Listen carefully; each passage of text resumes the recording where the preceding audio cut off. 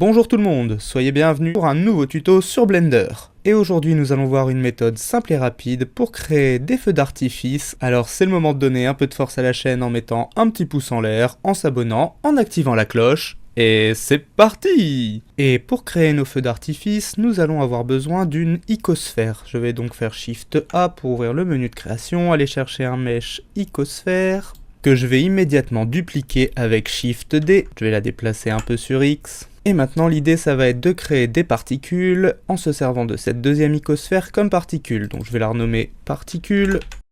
Et je vais revenir sur ma première sphère. Une fois ma sphère sélectionnée, je vais me rendre dans son menu de particules et créer un premier système. Ce premier système correspond à la traînée de notre feu d'artifice durant le temps de sa montée. Dans l'émission, on va laisser le nombre de particules à 1000. On va déterminer une frame de départ et d'arrivée. Imaginons que la montée dure 50 frames. On va partir de la frame 0 et aller à la frame 50.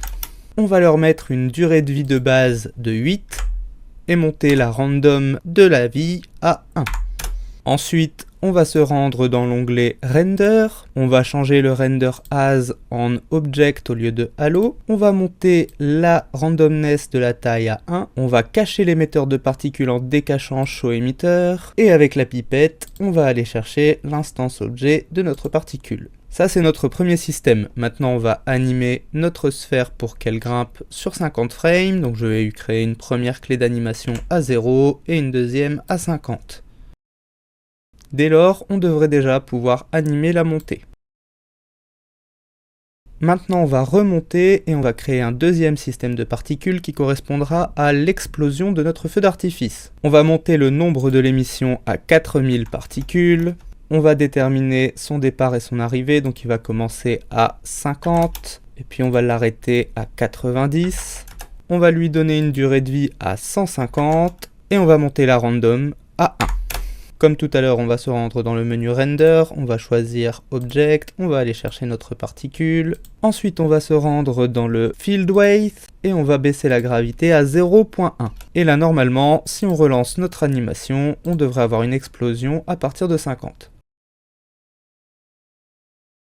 Alors ça fonctionne, mais pour l'instant ça fait une espèce de pluie, peut-être que moi j'ai envie d'une explosion un peu plus intense. Eh bien si je veux modifier cette explosion, je vais pouvoir revenir jouer dans la vélocité de notre système de particules. Si je veux une explosion plus large par exemple, eh bien je vais venir mettre 5 mètres secondes au lieu de 1 dans les normales. Et là si on relance, on devrait avoir une explosion beaucoup plus grande. Vous pouvez également jouer avec les alignements sur X, Y et Z. Par exemple, si je le remets à 1 ici, je mets -5 en Y et 5 en Z.